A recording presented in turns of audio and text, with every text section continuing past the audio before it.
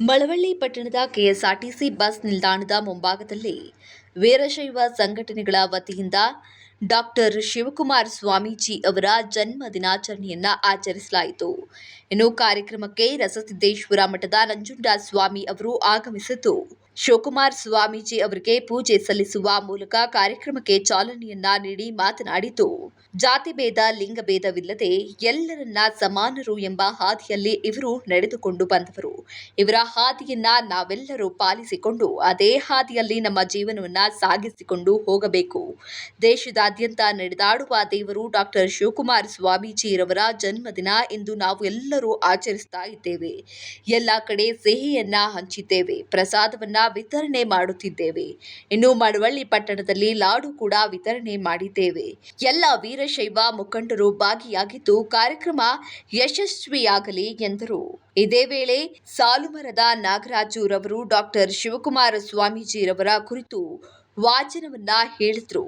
ಇನ್ನು ಕಾರ್ಯಕ್ರಮದಲ್ಲಿ ಅಖಿಲ ಭಾರತ ವೀರಶೈವ ಮಹಾಸಭಾ ಅಧ್ಯಕ್ಷ ಕುಂದೂರು ಮೂರ್ತಿ ಸೇರಿದಂತೆ ಮತ್ತಿತರ ಮುಖ್ಯಸ್ಥರು ಭಾಗಿಯಾಗಿದ್ರು. ಓಂ ಶ್ರೀ ಗುರು ಬಸವಲಿಂಗಾಯ ನಮಃ. ಈ ಪವಿತ್ರ ದಿನ ಪರಮ ಪೂಜ್ಯರು ನಡೆದಾಡುವ ದೇವರು ಆದಂಥ ಡಾಕ್ಟರ್ ಶಿವಕುಮಾರ ಮಹಾಸ್ವಾಮಿಗಳವರ ಜನ್ಮದಿವಸದಂದು ಇಡೀ ರಾಜ್ಯಾದ್ಯಂತ ದೇಶಾದ್ಯಂತ ಈ ಒಂದು ದಾಸೋಹ ದಿನ ಅಂತೇಳಿ ಎಲ್ಲ ಕಡೆ ದಾಸೋಹ ಶ್ರೀಯೂಟ ಪ್ರಸಾದವನ್ನು ಹಂಚುವಂಥ ಈ ಕಾರ್ಯಕ್ರಮ ಯಶಸ್ವಿಯಾಗುತ್ತಿದೆ.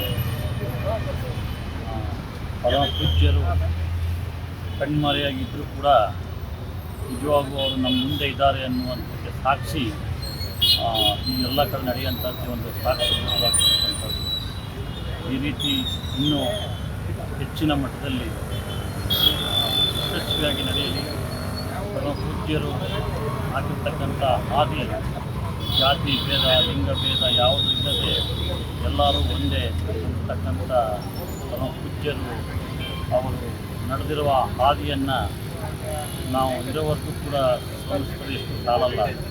ಅಂಥ ಮಹಾಪುರುಷರ ಈ ಒಂದು ಜನ್ಮದಿವಸ ನಮ್ಮ ಮಳವಳ್ಳಿ ಪಟ್ಟಣದಲ್ಲಿ ನಮ್ಮ ಬಸ್ ಸ್ಟ್ಯಾಂಡ್ ಎದುರುಗಡೆ ಎಲ್ಲ ಸದ್ಭಕ್ತರು ಈ ಒಂದು ಕಾರ್ಯಕ್ರಮವನ್ನು ಮಾಡಬೇಕು ಅಂತ ಆಸೆಪಟ್ಟು ಇವತ್ತು ಸಾವಿರಾರು ಲಾಡುಗಳನ್ನು ಮಕ್ಕಳಿಗೆ ಜನಗಳಿಗೆ ಸಿಹಿ ಹಂಚುವ ಮೂಲಕ ಈ ಕಾರ್ಯಕ್ರಮಕ್ಕೆ ಯಶಸ್ವಿಯನ್ನು ಮಾಡ್ತಿದ್ದಾರೆ. ಈ ಕಾರ್ಯಕ್ರಮದಲ್ಲಿ ಮಾತಾಡುವ ಅಧ್ಯಕ್ಷರಾದಂಥ ಮತ್ತು ಎಲ್ಲ ಕಾರ್ಯಕರ್ತರು ಎಲ್ಲ ಅಧ್ಯಕ್ಷರು